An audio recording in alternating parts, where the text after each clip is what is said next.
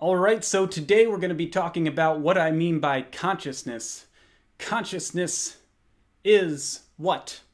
So, I feel like this word's been messed around with a lot by a lot of different groups. So, if I'm going to make this channel work, I need you to understand what I mean by consciousness. And for consciousness, all that I mean by that term is experience. Consciousness is experience. So, if you stop for a moment and you just look around your room and you turn off your mind and you just focus through your eyes and you observe what you see, that's consciousness. That's conscious experience. We experience this consciousness as humans. And what we're doing throughout our lifetime is observing what we perceive to be true objective reality, which is actually not what we're actually perceiving. What we're actually perceiving is consciousness. And consciousness is the basis for human values and morality. And in this video, we're going to be focusing primarily on the value aspect of that. So what I mean by values is things that humans find valuable, things that we find meaning in, things that have a purpose, a use, a utility. We can use them to do other things, and we understand these things. Those things have value to us. Money has value to us because we know we can buy things with them. But that doesn't mean that this dollar bill has any true objective reality. It doesn't have any true objective value to it. We as humans imbued the meaning into the dollar bill. We imbued the value into this thing that's just essentially a piece of paper. And there's nothing wrong with that. There's nothing weird about that. Because that's what we do as humans with our consciousness. We observe true objective reality. I acknowledge that there is a true objective reality out there that we cannot really interact with because of our limited senses and our limited understanding of the universe. So what we do is we use our language to determine meaning and value and purpose from all the stuff that's around us. You know, so just for example, let me show you what I mean by this. If you're looking at something that you've never looked at before in your life, you don't know its meaning, you don't know its purpose, you don't know its utility, you don't know anything about it. And this thing that you're looking at, let's say, for example, you're using an electron microscope and you're looking at an electron. And so you don't know anything about this electron. You think it's meaningless. It's getting in the way of whatever you're truly trying to look at. And it's a little annoying and you don't see any purpose for this thing at all. So then one day you go and you use your language to ask a question to a physicist, and you ask the physicist, hey, what is this cloudy stuff that's all bouncing around the atom that I'm trying to look at? And the physicist goes, oh, that's an electron. It's this, and this. It does all of this stuff. It powers all of our technology. It powers the electron microscope that you're using right now to look at that atom and everything.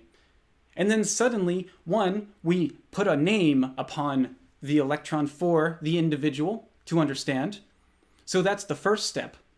And then the second step is to come to an understanding of the value that this electron has. And suddenly something that was almost invisible to your perspective because you had no meaning upon it, suddenly that thing becomes very interesting to you. It gains a lot of meaning. Something like an electron gains a lot of meaning once you understand what it is and what you're looking at. And that's just an example. We can use another example like a tree. If you're a 4-year-old and you don't know what a tree is, it's going to be hard for you to even perceive the tree itself because you don't know what you're looking at. It has no meaning. It has no label upon it. And one day you're looking at a bird, but you can't see the bird because it hid behind something. And you're talking to your mom about it, and you're like, Mom, the bird flew behind the thing. And your mom's like, what are you talking about? I don't understand. And he's like, and you just keep repeating it. The bird flew behind the thing. And your mom's like, I don't know what you mean. Like, go point at it. And you're All of this stuff is using language to try to explain what's going on around you. And all of that stuff is done very primitively until you have the label tree, and then you go, and then you point at the thing, and your mom looks at it and goes, "Oh, kid, that's a tree." And then that labels the tree, and suddenly that labels every tree that you can perceive. And then suddenly these trees pop to life, and you go, tree, tree, tree, tree. And next thing you know, you couldn't believe how many trees there are in your life, and you're blown away because you're 4 years old by all of these new things that have been labeled for you. And, it's the same process too. You can gain more meaning from the tree through more language. You can learn through studying trees and all of that stuff about what they do and their purpose here on Earth and how important they are to creating oxygen and everything. And suddenly the meaning grows as your language and understanding of the label grew. And none of that stuff can really occur until we start labeling the things. And I know that this is going to sound weird because now we're going to shift to religion, but I've always found this interesting when I was reading Genesis in the Bible, where you had God and the Holy Spirit, and they created the whole universe. And then they created Adam. And it wasn't until Adam was created that things started to be named. God created the whole universe, and then it was Adam who he ordered to name everything, to name all the animals. And that's what humans do when they're interacting with true objective reality. And that's what I mean by consciousness. When you're gaining more consciousness, if you're expanding your consciousness, for example, all that you're doing is having more experiences. And all that having more experiences does for you is it forces you to gain more understanding and to find more meaning in the experiences that you're having. It forces you to do that because you have to constantly learn new things as you have new experiences. This is why a lot of people always tell other people to go and travel, to have more experiences. Because when you travel and you go to a new city, you're forced to learn a whole new way to do all sorts of different things.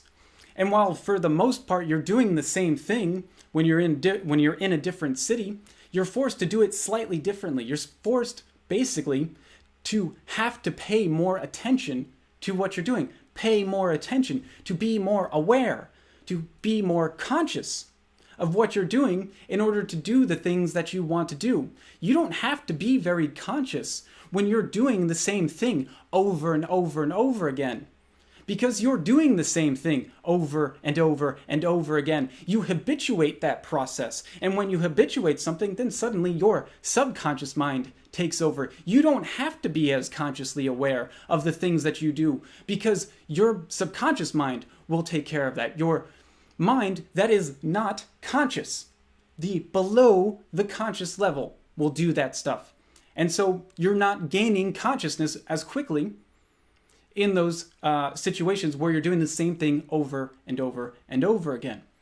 So that's what people mean when they're talking about expanding your consciousness. There's nothing special about it. It's just having more experience. And we can dive deeper into this topic because while having physical experiences is one way to expand our consciousness by doing physical actions, you can grow your consciousness through intangible forces as well, through gaining knowledge. And that's what I mean by that. You have to gain knowledge, and you can do that through the experiences of other people with the use of language. Never forget the importance of language in all of this. We need the labels in order to turn true objective reality into something that we can understand. And while I want to be clear about this. Just because we labeled a tree does not mean that that tree is actually a tree in true objective reality. It's just something that works in our limited sensual perceptive state. In other words, it's just something that works in our human consciousness, in the way that we use consciousness as human beings. So for example, when you look at a tree, and you see a tree because you labeled it, that works great in the physics of the universe that we created called space and time. However, if you were to look more closely at that tree, would you actually see a tree if you zoomed in with a microscope, or would you see cells that produce a tree? And what would those cells look like the first time you looked at them? They would look quite chaotic and disorderly. And then over observation, conscious observation, you'd realize that there's a structure to this data and that it's building upon and then slowly creating the tree. And that these things need a name, they need to be labeled. So let's call them cells. And suddenly you go, oh, well, at this level, it's a tree, and I'm going to name it a tree, but at this level, I'm going to label it a cell. But what happens when you zoom in that microscope even more? Suddenly those cells turn into molecules. And what are molecules made out of? Atoms. And what are atoms made out of? Essentially nothing. And so, if you zoom in close enough into this true objective reality, what you end up perceiving is nothing. So let's zoom out and talk about something that actually matters for us. Because I actually hate talking about things that I cannot comprehend. I do not like effing the ineffable.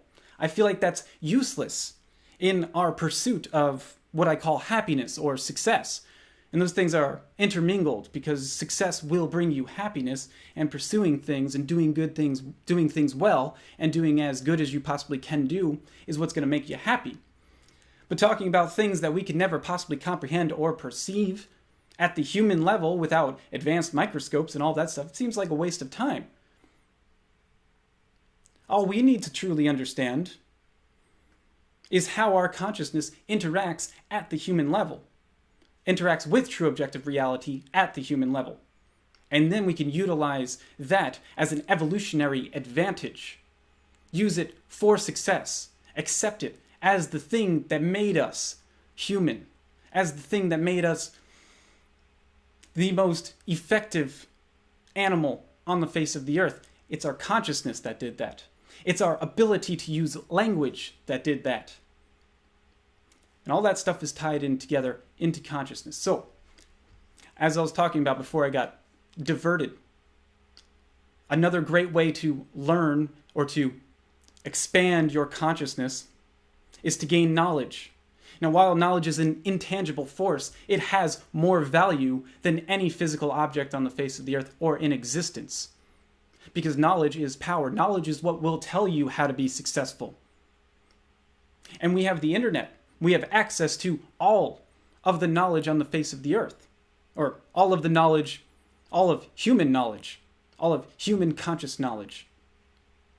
And we have access to that with an internet connection. And we can use this knowledge to expand our consciousness.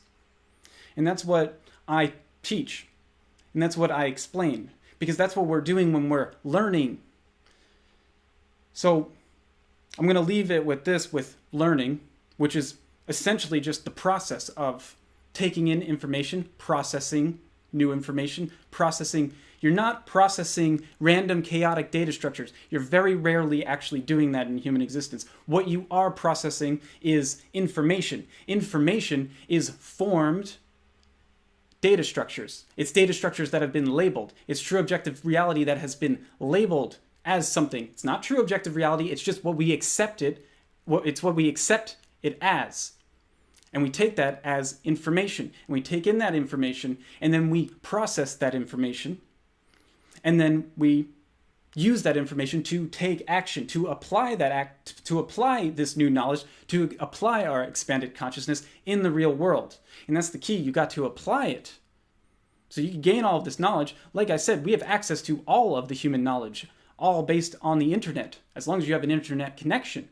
So finding out where all of the knowledge is not our problem. Our problem is actually processing that information. And then for those of you who have processed that information and don't feel successful or happy in your life, then the problem isn't the processing, it's the doing, it's the action. And as you'll see as I continue to talk about this stuff, it's always in threes, really. It always is. You take in the information, you process the information, and then you do the stuff. And another way to look at that is to think about it in terms of thought, emotion, and action. This is the way that I break apart consciousness to think about it better. Because another way that we can have conscious experience is through feeling. See, when I first told you about consciousness, I just said, look around yourself and see what you see. That's a conscious experience. Well, you can do the exact same thing, except focus on what you feel. And all you can do, for an example for that, is just take this part of your skin and just pinch it as hard as you can. And all those sensations, that's a feeling. It's a feeling of pain. It's something. It's a feeling. And feelings are part of this conscious experience because we use our feelings, and these feelings tell us a lot about the world. Like I said, consciousness is the basis for human values. It's also the basis for human morality as well. And we're able to study human morality and morals, which is the study of the knowledge of the objective difference between right and wrong. We know the difference, the objective difference between right and wrong based on a number of factors, but as human beings with conscious access to these feelings, we can utilize these feelings to tell us when we do right. Because we feel good when we do right. We feel good when we do good, when we take real positive action and do meaningful things in our lives. And even when you're not doing meaningful things, when you're just making your bed in the morning or doing the dishes, as long as you're doing it good and with intention and consciousness, that's more than enough to feel good, to feel happy, to feel satisfied. And we can utilize those feelings and imbue them into an idea, a thought, another aspect of consciousness, a thought, a why we do the things that we do. Why are you doing that? Why are you waking up early every single day to get to work? What's your goal? My goal is to make money. I want to make $1 million. So I wake up early and I make YouTube videos, and then I go to work and I make money there. And I'm constantly trying to gain more money because that's what I want to do. That's not technically my real goal. My real goal in life is I finally have something important to say to people, and I want to say it now. And that's why I didn't make YouTube videos back in 2010 when everyone was saying, you got to make YouTube videos right now. And I was like, well, I want to do that, but I don't have anything important to say. But now I kind of understand enough stuff to be able to help people. And I was able to do that by focusing on consciousness. So, two aspects that we talked about. Thought, the why behind the things that you do, to pay conscious attention to that. Emotion, your feelings, your intention, your purpose, your meaning, all of this stuff is attached to each other because it is meaningless to make your bed in the morning if somebody's forcing you or coercing you to make your bed. But when you're doing it and you have a reason why, that reason why doesn't have to be logical. No way, it doesn't. But as long as you're doing it for a reason, as long as you have a strong why, there's a lot of meaning imbued behind doing that action. And then suddenly you gain happiness and satisfaction through doing that because you have meaning inside of it. It's imbued inside of it. You created that. And then finally, the third aspect of consciousness that we're going to pay particularly close attention to, because the smarty pants out there who know all of this stuff, who still feel sad and unsatisfied and disappointed at where they are in their lives, well, the solution for you is to take massive action, to do things, to have new experiences, to continue to expand your consciousness, because you may know a lot of things, but all of that knowledge, all of that understanding is absolutely 100% useless if you don't do a damn thing with it.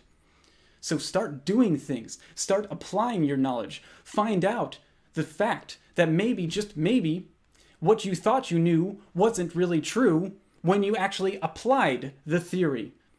When you actually took real action in the real world and you realize, oh, that stuff's not very meaningful. That stuff doesn't have that much purpose to it. So, we're going to expand on what I mean by all of this stuff over the coming weeks, months, years, and decades of me talking about this stuff. But that's just an introduction to what I mean by consciousness, by expanding your consciousness, how we do that, and what it means to do that. It's just experience. Have more experience, do more things in your life, and you will feel happy. You will find more meaning in your life, and you will expand your consciousness, as they say.